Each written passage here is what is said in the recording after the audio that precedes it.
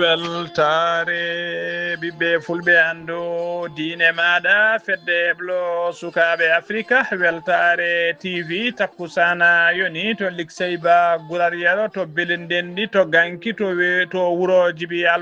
to wuroji to belindendi to ganki to wuro jibi alpha to tulde baali to seyyena wuro molo to seyyena gabaɓi to wajjo bosoyaɓe to gurjoma to sincan gurjoma to dar salam ko on takkusan juula ha to galle ceerno amatijane alpha mamma sirey ba to moderna ha to galle makko sama sa killinkara ka hayde ko taari ɗum kala ene jeeya e gardini kabaruji men to leydi Mauritanie galle lamorgo ɓayyini communiqué hollirde kay yoga e service aji waktuji ɗi dawata eɗi jippoto kay ha e nder lewru korka tedduɗum ɗum to leydi Sénégal biteɗo papa biyama Bigué Ndiaye ko jayndiyanke to RTS o wiyama teeb kankone o tawama tigui juuɗe makko ne moddi e debbati gorkati en to leydi Mali accident lana muska waɗi e nder lakka woni tigui weyndu mawdu wiyetedu lakka debbo e nder leydi hen to leydi Nigéria to commune Polombo kañum goto fetti toon alarba hande o ko famɗi kala 57 neɗɗo wasi hen fittade mum to leydi Gabon yoga e réseaux sociaux ji ko wayna WhatsApp e gueɗe baɗe noon kala mbaɗama tigui oɗo saaha joni suspandi woni jowama e nder jokli leydi he kala kabaruji men jolam jaɓeri ma jaa ha to leydi Palestine jeen ha to leydi France bisimilla mone ketti hotodirte joni pren pacciren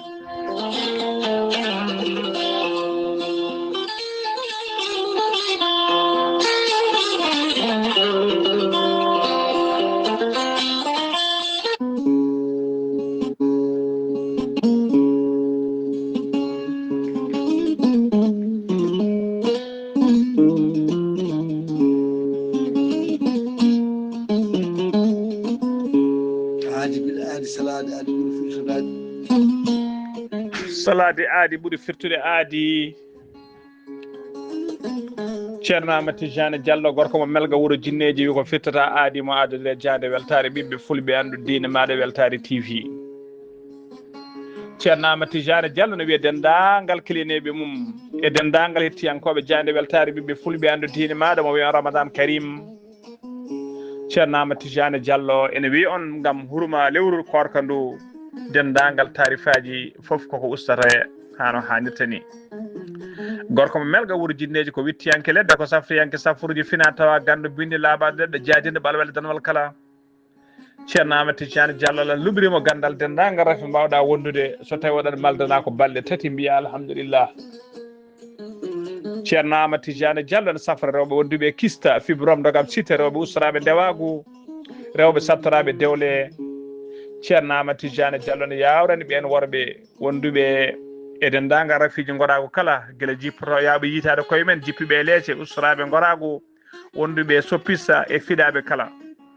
ceerno Amati Jane Diallo ne yawrani ɓen wonduɓe koyɗe musoje kecceje musoje ɓalli ƴakkoji ɓalli ɓutoji e ɓalli musoji kala ceerno Amati Jane Diallo gorko mo melga wuuro jinneji ko labɗo reedu ko malaɗo woni hewɓe noddi kolliri tigui guila jokkodiri e makko dendagal rafiji jambitanno cetti hen ha laaɓi ceerno Amati Jane Diallo gorko mo melga wuuro jinneji oɗo saaha mo tawe to Paris lamorgo leydi France ta yiiɗi jokkodirde makko numéro makko WhatsApp ko numéro appel mbatta ko 00 336 04 04 66 27 ceerno Amati Jane Diallo base makko ne tawe to Dakar en tawi ɗon mini ko no wiya Abdoulaye Diallo numéro mum mbatta ko 77 714 94 15 ceerno Amati Jane Diallo base makko ne tawi to Dagana ha to Rosso Mauritanie kala gam hoyɓi tan ne tawa tawi la polpolol dande maayo ene tawi ɗon sehil makko ɓi nene makko ne wiya ceerno Amadou Dia gorko mo leeraɓe numéro mum mbatta ko 77 537 79 28 ceerno Amati Jane Diallo base makko ne tawe to Nouakchott lamorgo Guendi Mauritanie ene tawi ɗon ɓi kono wiya Abdoulaye numéro mbatta ko 46 94 21 91 ceerno Amati Jane Diallo ko laaɓɗo reedu ko newiɗo sanne mbadden danɗo faade makko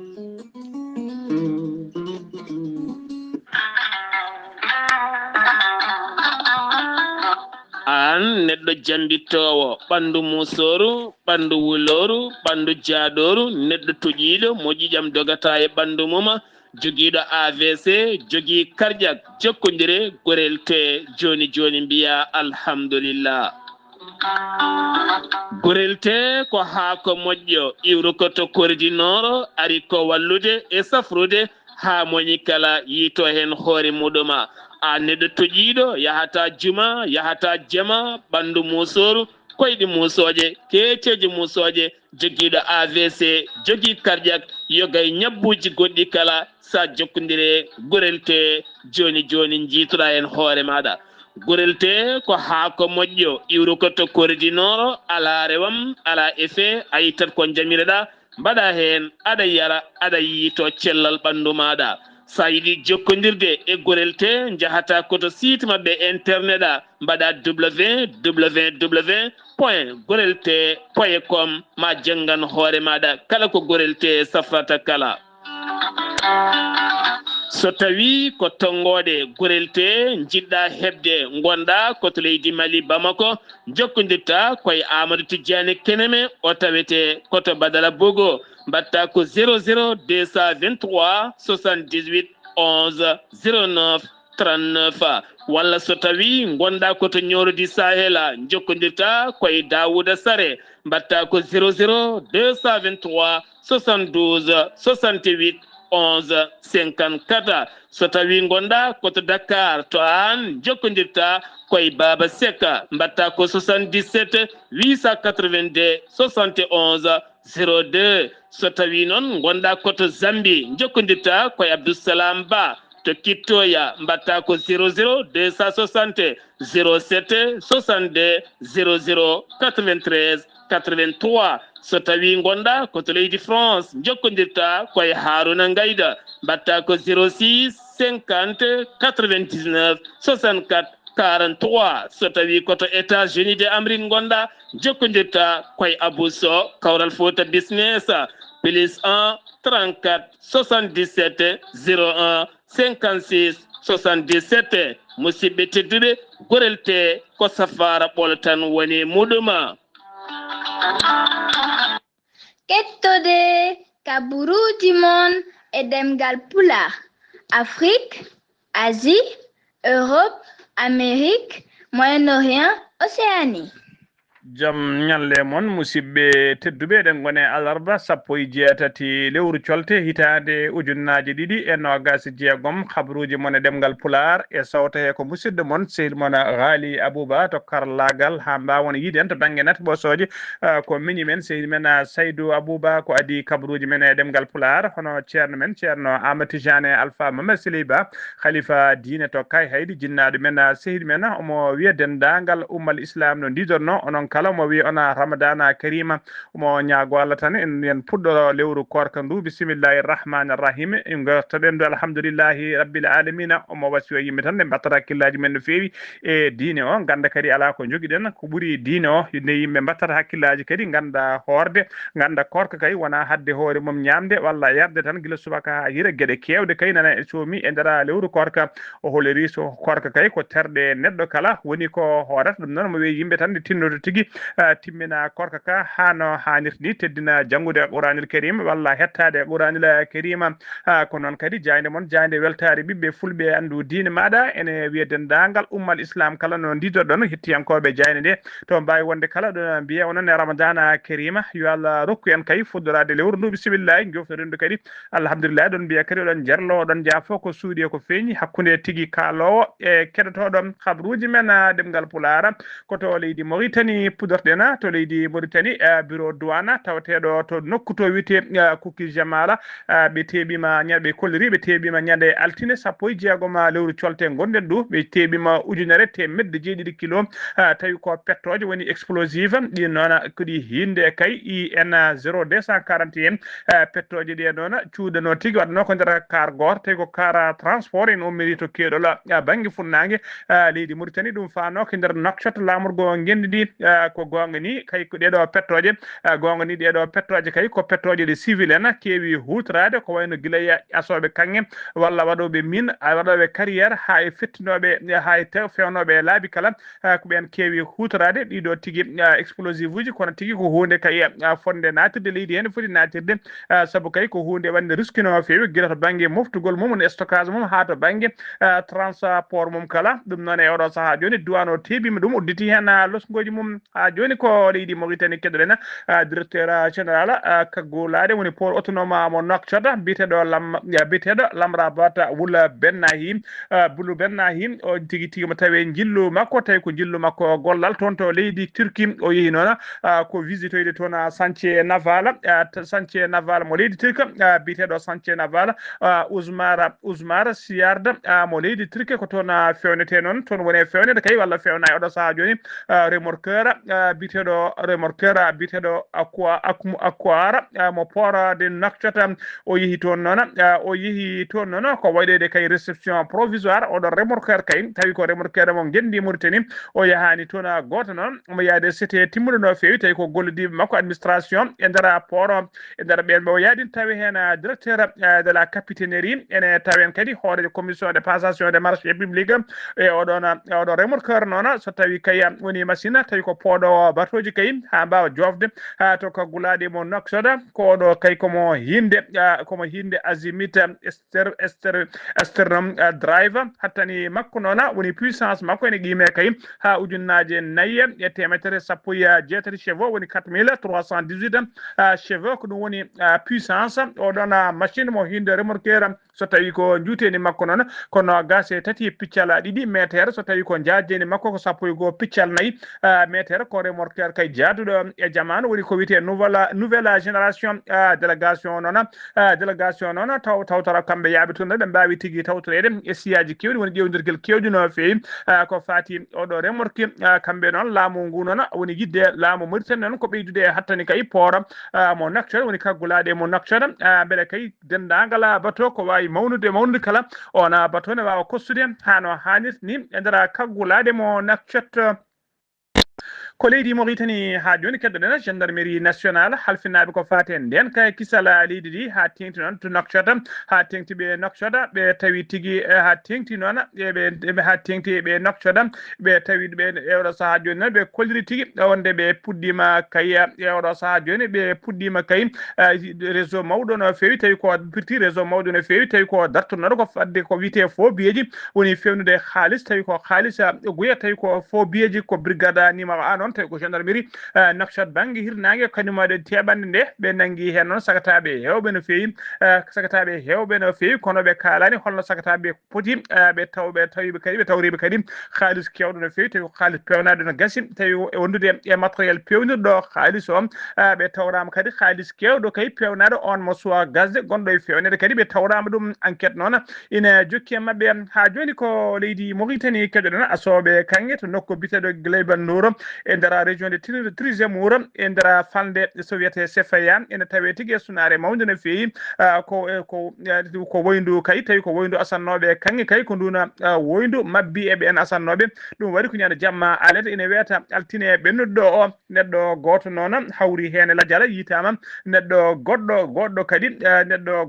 kadi ko majjuɗo melew woni ko donkaɗo yitede woni ko wiyete porté disparu ronkama yitede melew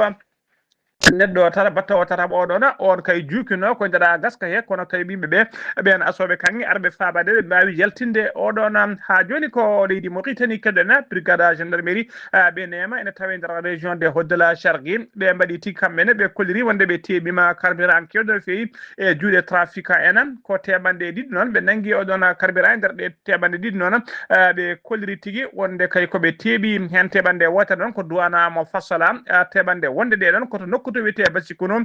ko ɓeɗo tigui koɓe jiiti hen e carburant noon koɓe nangui ko 1.4 fayi temedde capanɗe jeenayyi a litere tawi ko essence wondude ujunere temedde nayyi a litere tawi ko gasoil enquête ne jokki hen ha joni ko leydi Mauritanie keddoɗen dadiɓe halfinaɓe ko faten nden ka kisal maje kadde leydi Mauritanie woni ko wiyete le garde côte ɓe kolliri tigui ɓe paabima sagataɓe tata wonnoɓe laana mumen tawi ko awa caggal noon ɗum noon ko caggal kay nde ɓe keeɓi noddago woni appel de détresse wonde kay hollano sana gonka e yolade ko koliri koy saha kay condition mettuno fewi tawi ko condition climatique e oɗo saha joni teska tigi kewgol keneli wondude e bempejje mawde no fewi kono foof haɗani ɓe kay ɓe mbawi notitade hen ko ɓuuri yawde e yaccade ɓe mbawi kadi dandude oɗon kaɗon laana ene jolluno sagataɓe tato ɓe kala ɓe ƴeŋtini ɗumen ɓe mbawi fabade ɗumen ene kiisi ɓe kolliri noon e saaha ɓe jetti o kay ɓe tawi tigui ko laana ka fuɗɗima nanude ndiyam no heewi ha joni ko leydi Mauritanie keɗoɗen jagorgal leydi Mauritanie kalfinade ko fati hen julago e mbaylani woni ministre du commerce et du tourisme ɓe mbaɗi lancement talata hanki o fuɗɗade campagne e nder jeehe noctade campagne o noon ko contrôle de woni tigui ƴewde kay yeeyoɓe ɓe so tawi cogguji ɗi kay de laamu rokkiri ɗi so tawi cogguji ɗi ne korma e so tawi kadi ko kolli kadi mujiɓe kolliri noon wonde mujibu oɗo campagne noon ko hadde cogguji kay ɓeydade nder leydi he nder erinde kadi guila marchandise uji ngakkude e nder yoga e jeehe nder leydi hen ha tenti noon e nder nduɗo lewru teddudu tawi ko lewru korka contrôle noon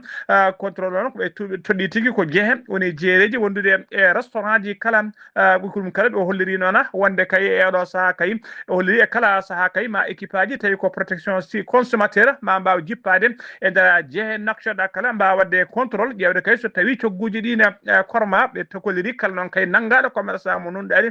nangga kay ne yeeye cogguji tawi ko cogguji ɗi laamu ngu yamirani jomum koko fawate ko amre fawno ha forti koyɗe ha joni ko leydi Mauritanie keɗen galle lamorgo leydi Mauritanie ɓe ɓaƴini communiqué hollirde kay waktuji dawateɗi e jippeteɗi e nder lewru korka teddude ɗum ene tijja tan ne wawi tigui ñalawma janggo leydi Mauritanie fuɗɗo korka muɗum nanɓe kolliri so tawi kay lewru korka ndu darima waktuji dawateɗi kay tugui altine ha yetto alkamisa ko waktuji jeenayyi woni 9h ha yetto 17h woni 9h subaka ha yetto 5h kikiɗe so tawi ko aljuma noon ko 9h subaka ha yetto 12h oɗo waylo ɗiɗo oɗo waylo noon ɗiɗo oɗo waylo waktuji noon ɗiɗo service aji ɗi jogoɗen limtude ɗina ngala hen ɗina woni ɓe ngala hen noon woni ko wiyete force armée nationale woni dadiɓe ɓe hinde militaire uji wondude e force de sécurité guila e police e gendarme ɓe kala ko noon kadi gollotoɓe hôpital uji e dispensaire uji kala ɗum toɗɗaki ɗum wondude e janggoɓe e jangguinoɓe école aji wondude e gollotoɓe radio gollotoɓe télévision wondude tigui oɗoɓe communication administrative ko wondude e poste e transport kala ɗiɗo service aji kala toɗɗaki ɗiɗo waktuji kay dawateɗi 9h ha 17h nono ɓe kolliri ɗiɗo no limɗiɗo kay tigui service aji ɗi limton ɗi kamɓe kala haydara ala ko wayli kay e waktuji ɗeɓe ponno fuɗɗade e ɗeɓe poti jippade kabaruji men demgal Pulaar so nummima to leydi Mauritanie koto leydi Sénégal ko keddo paaden to leydi Sénégal biteɗo Papa Biram Bigué Ndiaye ko jaydiyanke to RTS woni radio télévision Sénégal o nanggama talata hanki 17 lewru colte ko gendarme maɓe noon wonɓe en civil kañumen tigui tawimo kay kañumen tigui nanguimo tawi koɓe brigade mo Keur Massar kamɓe nanguimo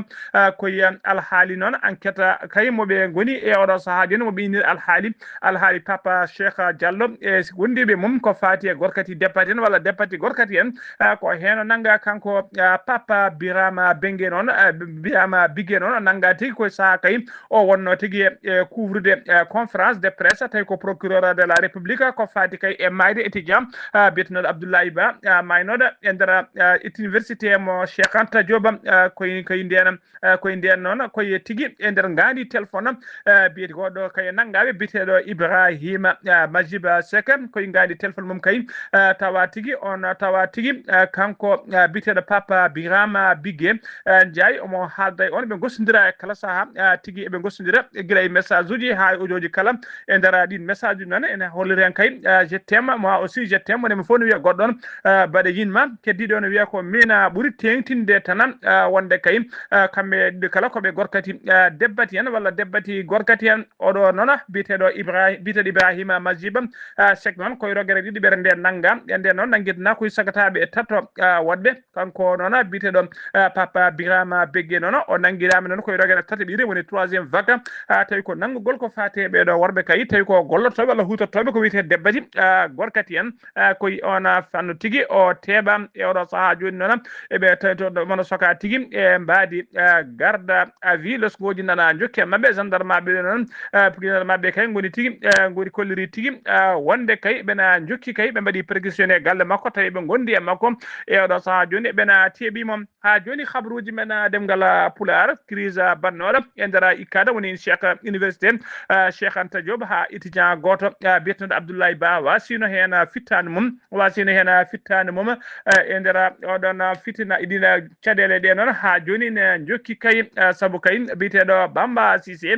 ko ministre de l'intérieur kañum woni jagogal kalfinagal ko fate gueɗe nder leydi Sénégal ina jokki kay wadde sanctionné tigui kala kay mo juuɗe mum tuma kay ne moddi e ɗiɗon fitinaji e nder dina mbadi noon dendagal responsable uji commandement tawtanoɓe kay ɗeɗon caɗele toon to université Cheikh Anta Diop e oɗon ñalawma kañumen kala ittama golle men ha laaɓi mbaɗama tigui relevé de leur fonction tawi kadi ko daɗiɓe martabuji towɗi no fewi wonide ko witele au grade ɓena goni noon woni le commissaire secteur o wondude e 3 commandant de compagnie wondude e lieutenant de la police goto wondude adjudant de la police goto ɗum noon kay ɗum ɗon noon ko caggal kay nde conclusion de enquête kay judiciaire o hibbi ha laaɓi tawi kadi ko sécurité tawi kadi ko sûreté urbaine mo Dakar e diga kañumen tigui mbanno oɗon enquête kono kadi ha joni hono procureur de la république près du tribunal de grandes instances de Dakar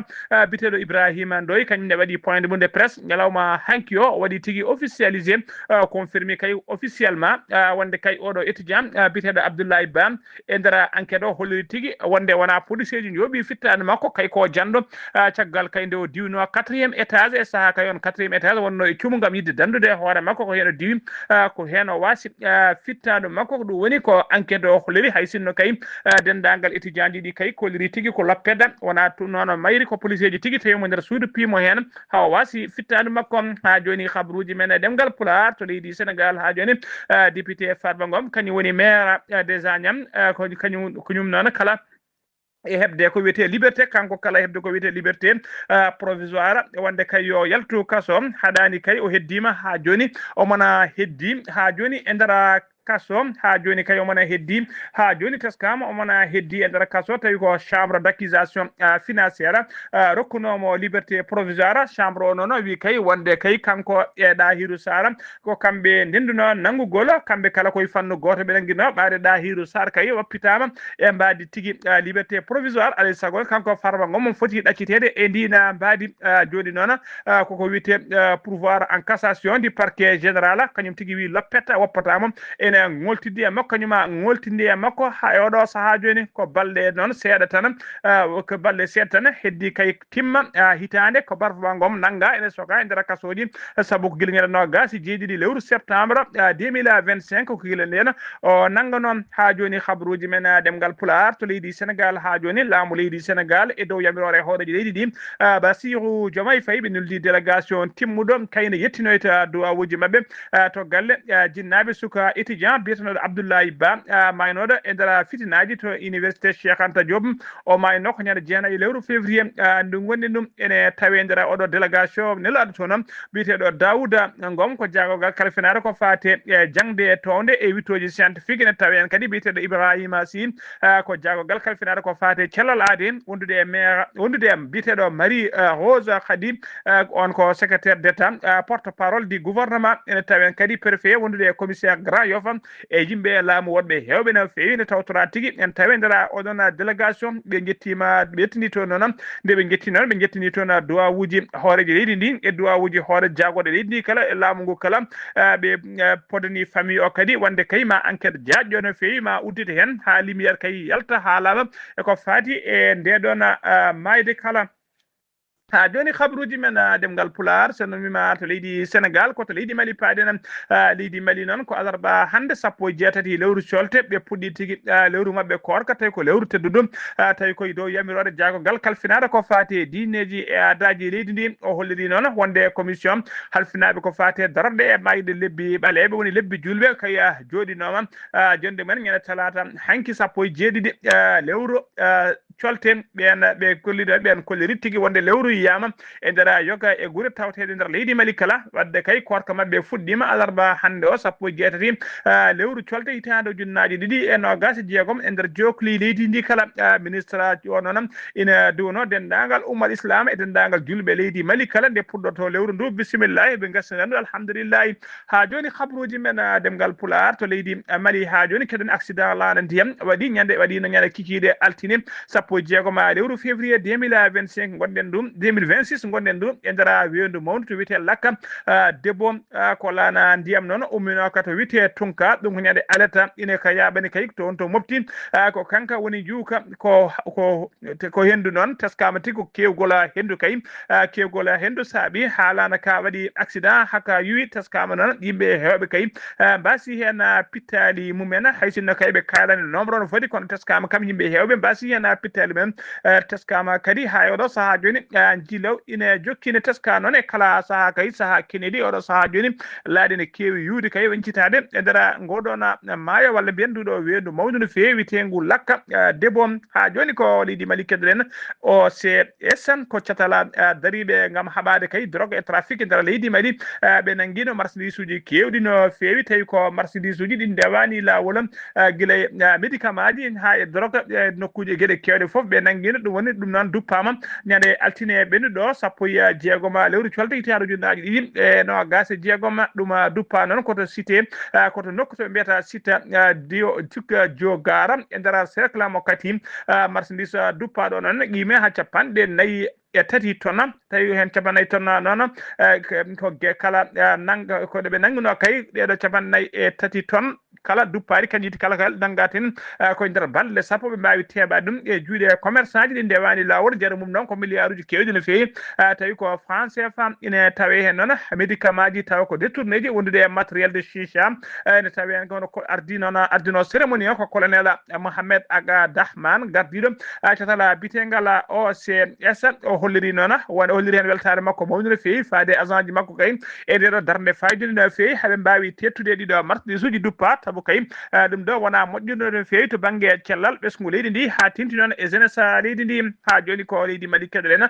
président du conseil de transition woni président CNT o leydi Mali bitedo honorable Malika Diaw o joddima talata hanki sappo jeedi lewru corte en audience e ambassadeur jodani do leydi Chine endra leydi Mali caggal dena jonde kadi o joddima jonde kadi en audience e ambassadeur jodani do leydi Iran endra leydi Mali bitedo Mohamed bitedo Mahmoud Khani Joya Bada be jewtidi non ko heewi mujibo non be jewtidi non ko heewi kala mujidi do audience uji kala non ko yidde be yidde kay jokkudal modjal hakkunde leedo leyde didi leydi Mali ha tenti non e fanno parlementaire ha joni ko leydi Mali kedde non dadibe halfinabe ko fate sécurité routière ko be ummanima tigi be ummanima habade kay dognobe motoji tawi tigi wondani e nedi tawi kadi wondani e dow lawol gila kay be ngala permis ji ha tigi be respectata code de la route e dogobe dogdu fakkindu kalam e do sa joni police ji e dadibe nan dari e dow lawol e nanga kala moto kay walla dogno moto mo rewani lawol opération non be koliri fuddi ko gila nyana capantati go lewru janvier 2026 taggi non capantati go janvier ha sappo ina ya lewru février 2026 be koliri be nangi kene bura te medde jetati moto nana uddato fourrière ardino opération non ko commissaire divisionnaire banama Dembelen ko kanko woni kadi mawdo catala bitengala GRS woni groupement de sécurité routière kabruji men demgala pular sennumi ma ton to leydi Mali ko to leydi Nigeria paden ken wona temedere militaire tawi ko Amerique nabe be jettima e ndara état nokko wuro witengo bushi dona ko wuro tawten wurti tawe tigi to rew badio fundange leydi Nigeria ko altine sappo jeegoma lewru colti non kabaro bayina odo kabar odo non odo saha kala non dawlaji dindi Amerique ne wadanno opération ngaji mom pattam limiji to rewo leydi din tawi ko yimbadi habade jihadiste en e ndara lewru décembre de dawlaji dindi Amerique wadino toon opération mawdo no fewi to rewo badio hirnange leydi din laabi kewdi kadi laabi kewdi teskama Donald Trump ne hollira mette mum kay e jihadiste en e laamu leydi Nigeria kala hollirde kay wonde jihadiste en kala sahane bada jangoju men tawi jofoto chrétien woni Isa yamkobe o lirina hen mette makko no fewi hay cinno kay laamu Nigeria yeddin dum ha so ladde wonde kay jihadiste en be kay jofaki ala jofade kay o ko musulman walla ko chrétien woni o ko jullo walla ko Isa yanki kambe kay ko sawru gumdo bari hay goto ala mo be ngoppi sabu e kala sahabe bada jangoji mabbe e ndara jumaji ndara jamaji kala yontere mindide don dawlaji dende America nuldide ton avion ngaji militaire kewde avion ngaji transport e do sa kala tawe ton to mayde guri ha joni khabruji men demgala pula khabruji men demgala demgal pulara sen ummima to leydi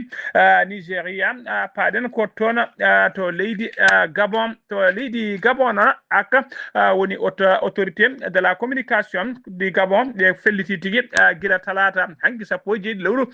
colte dartinde kay kala kene wi réseaux sociaux e ndara jokli leydi he kala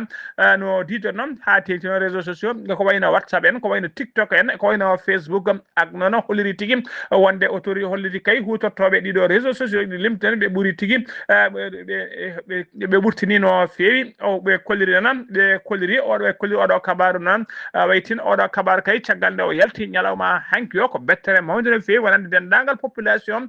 leydi ndi kala ɓe kolliri hen kamɓe gabonaɓe kala ɓe kolliri hen mette mabɓe no feewi ak noon holliri kay gueɗe kamtorinde kay ina care no feewi nder réseaux sociaux ji message uji kadi gañam tumago e